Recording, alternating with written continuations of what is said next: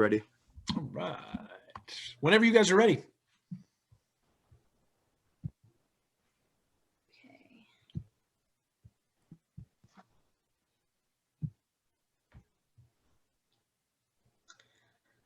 Our project is a self-closing refrigerator. Every household has a refrigerator constantly running. A common problem is that due to carelessness, the refrigerator door is left ajar, requiring the kitchen appliance to use more energy in order to maintain the cool temperature. The average refrigerator requires between 100 and 250 watts an hour. The energy spent by the refrigerator depends on the type of refrigerator, the age, the size, as well as external factors like temperature, ventilation, and condition. According to a study performed by General Electric, it turns out that if you never open the door, refrigerators would use about half the annual projected energy consumption as listed on the energy guide cards. They measured how much more energy is spent when the refrigerator doors open at different periods of time. As seen by the data table, the longer the refrigerator is left open, the more energy is used to maintain the cool temperature. We researched a few prior products to see if anything else like our idea was out there. And the magnetic refrigerator Door-Gasket is the lining of the refrigerator. The purpose of the magnet is to pull the refrigerator door shut at extremely close distances and provide a seal to keep the cold air from escaping. The product is extremely useful, cheap, simple, and aging resistant. However, our problem statement is directed towards a situation where the door would be left open at a position that wouldn't close by itself, which could be at any angle that the refrigerator door opens to. Therefore, the magnetic gasket would not be useful. The door closer is a very common product that is used on heavy-duty doors. It has an adjustable speed and is very reliable. However, the product is bulky and requires energy. We considered this solution because not only would it close a refrigerator, but it would also open one. Unfortunately, the product is not practical because in order to use the design, you would be required to drill into a refrigerator to attach it. The spring-loaded hinge is a very simple product that is used mainly in automatically closing door cabinets and doors. The design is simple, affordable, and effective. However, the product is not practical for a refrigerator.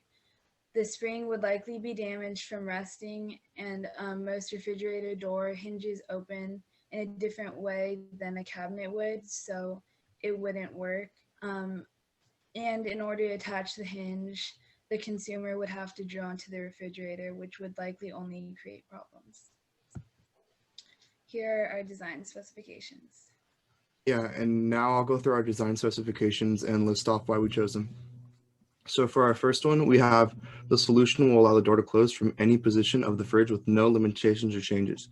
So we made this to ensure that the mechanism will still allow the fridge's door to open to its original angles, which as seen below in the picture are around 90 to 160 degree angles. Number two, the solution will function as an independent mechanism with no human input needed.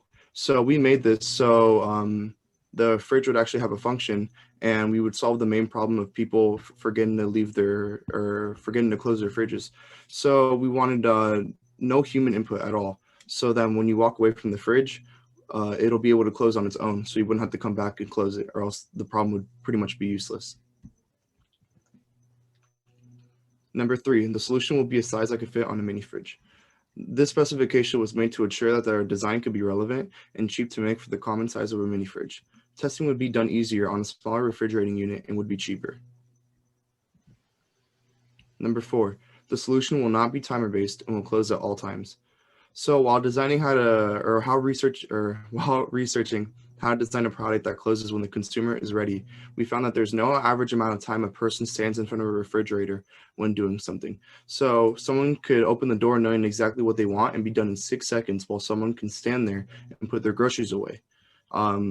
This is allowing the product to save energy and close rather than having a certain period of time, as well as eliminating the shock of the door when unexpected.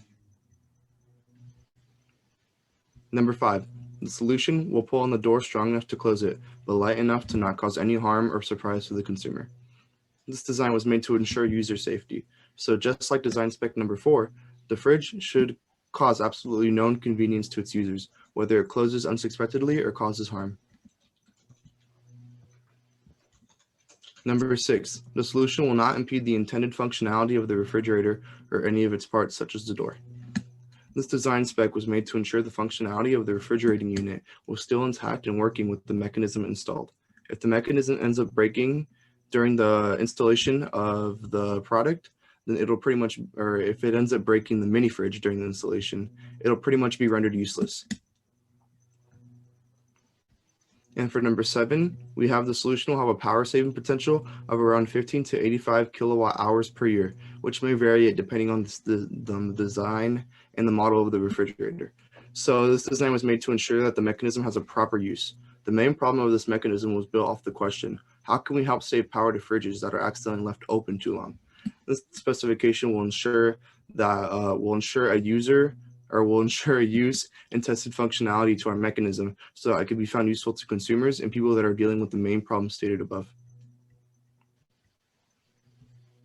So now I'm going to go through our 3 prior sketches of the ideas that we originally had to this problem. So for the first sketch, this design involved a series of levers. There are 2 springs on either side of the contraption, and when the doors open, the springs tighten, and once the doors let go, the springs unwind, compressing the levers and closing the door. We ruled out this design because it isn't very strong, and since it's placed on top of the fridge, it wouldn't allow the door to open all the way. For sketch number 2, this design included a series of gears and a motor that rotated, winding the chains and pulling the refrigerator door closed. We did not choose design because figuring out the timing of the door would be very difficult. The project would have to be either set a timer or the consumer would have to press a button for the design to close, which would conflict with our design specification of no human input needed. And for our third design, we have a design that includes a rotating pin that is attached to a refrigerator door. It spins and closes the door upon command, which means it will also require human input. It would not solve the problem of simply forgetting to close the door. And now for our original design, we decided to use a tube and spring that are connected to a series of 2 rods. When the doors open, the rods straighten, compressing the springs, and once the door is released, the spring expands, pushing the door closed. We decided to add clamps to the body of the door and the refrigerator as a way to attach the design without having to drill to the body or door of the refrigerator, which could somewhat cause damage to the refrigerating unit.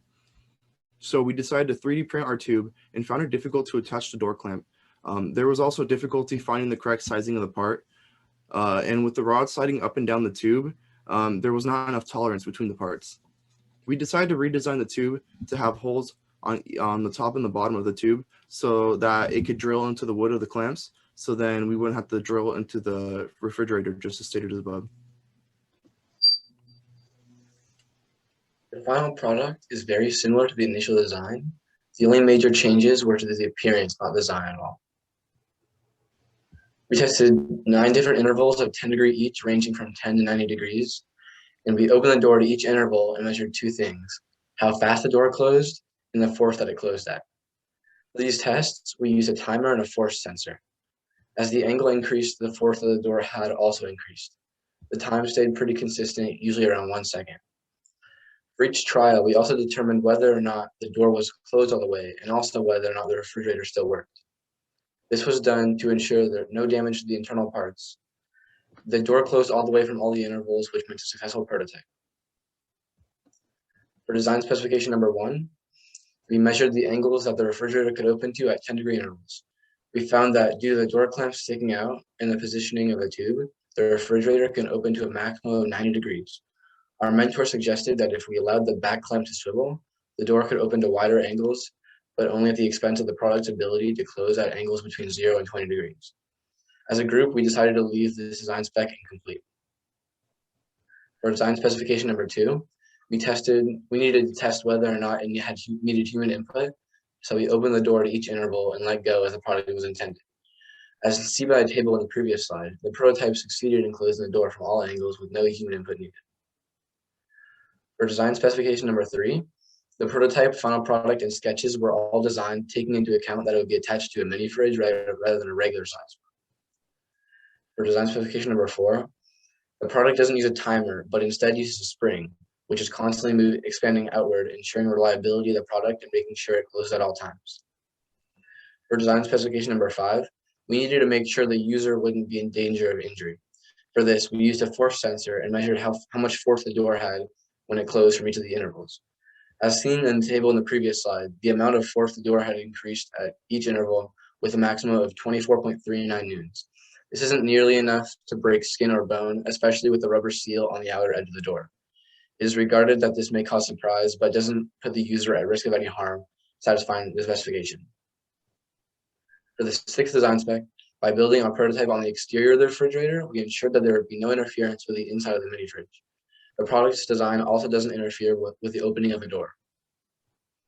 For the 7th design spec, when the inside of the refrigerator is at the correct temperature, the compressor turns off. If it's opened, the cold air from inside is released, requiring the refrigerator's compressor to use more electricity in order to pump the refrigerant through the refrigerator cycle. Therefore, the more time spent with the door open, the more electricity is required to maintain the cold temperature. Unfortunately, our design specification was very difficult to test, and we could not determine the actual amount of power our product would save. However, since the product succeeds in closing the refrigerator at all times, and our problem statement is directed to situations where the door is forgotten about, our prototype does save energy.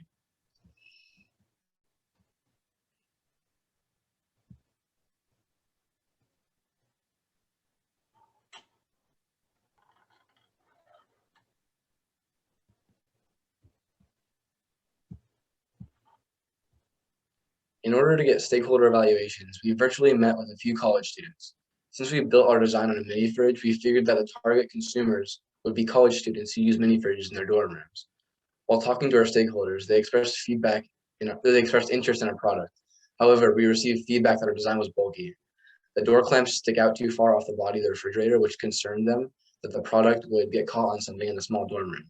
There were also concerns that our design was a bit complicated and there would be difficulty for our consumers to head up on their own. Over the course of the project, we've been meeting with our mentor, Matt Hall, an engineer at FCI Fluid Components. He suggested that allowing the back clamp to swivel he suggested allowing the back clamp to swivel to allow the door to open to larger angles. He also advised us to add tolerances and got us to think about designing the prototype with the correct thickness and strength to push on the door. We went over our final prototype with him, and he agreed that we met most of our design specs, other than the first one of opening to all angles. He commented that the simplicity of the design and the reliability of the spring was better than a complicated computer-based design. In the future, to better meet our design specifications, there are a few changes we could make. We didn't meet the first design spec of opening to all angles. Our mentor mentioned that if the back clamp swiveled, we could open to more angles. We also noticed that the clamp stuck out the side, preventing it from opening all the way. If the design was slimmer and less bulky, it might be able to open to all angles. Making the design slimmer and more visually appealing would make it eye-catching with consumers. We could also have replaced the red handles with screw heads so that the threaded rod and the flat piece in the bottom are the same, but use a small screwdriver to attach it instead. Finally, we could have added a configuration that allows the user to hold the door open in case they needed to use both hands. Releasing the configuration would close the door. Thank you very much for listening to our project. We'd like to thank our mentor, Matt Hall, for advising us through the course of the project, the Carlsbad Ed Foundation for funding it, and our teacher, Mr. Friedberg, for guiding us through the process.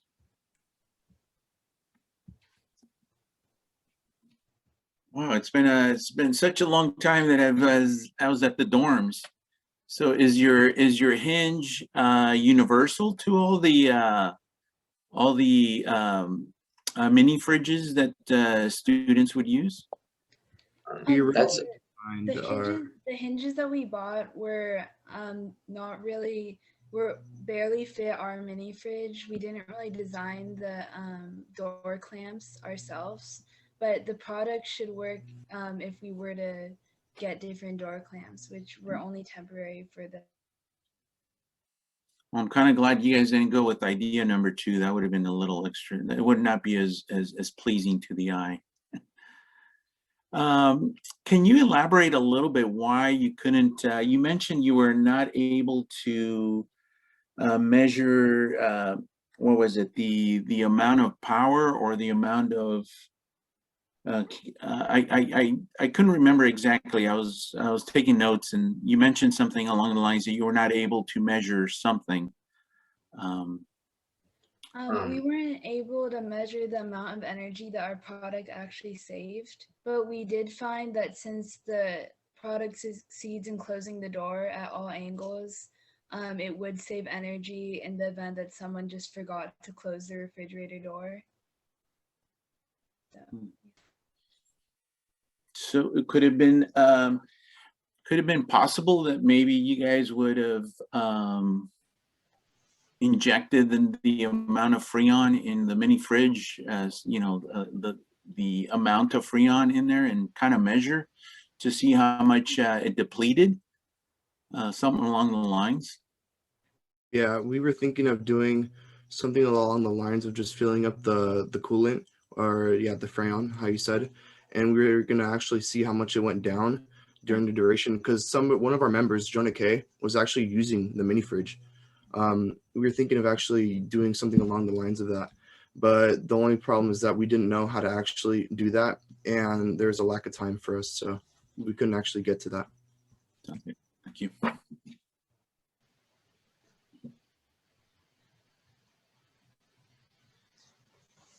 So I have a couple of comments. So first of all, I like the fact that what you have is something that I probably looked a little bit complicated to set up, but you know, it's a prototype. But the fact that you weren't really drilling into anything, it looked like, you know, you were clamping onto it, so it could be removed without damaging anything. Looks like a good idea. Maybe it could be a little bit more refined, but it's a prototype. It's a proof of concept. It was really good.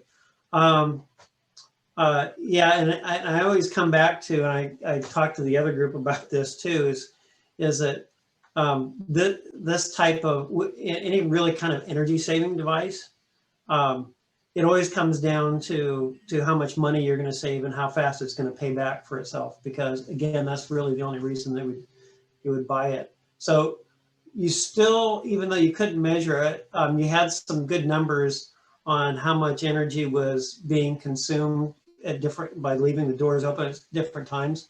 If you calculate the cost of energy and you look at the extra energy that's used when it's closed and open, you still could have made a rough calculation.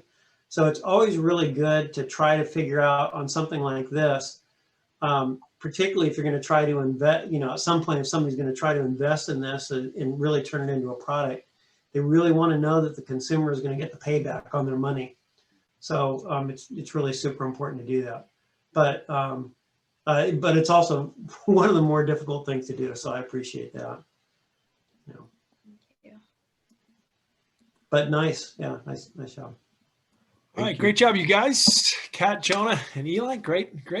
Up next, we've got Max, Maui, Serena, and Victoria. We'll give you about 30 seconds or so to get ready. We'll just hold off on 1 second. I'm sure Mr. Sanchez, Mr. Lewis are jotting down some notes. Thank you. Max, Maui, Serena, and Victoria, you're up in about 1 minute.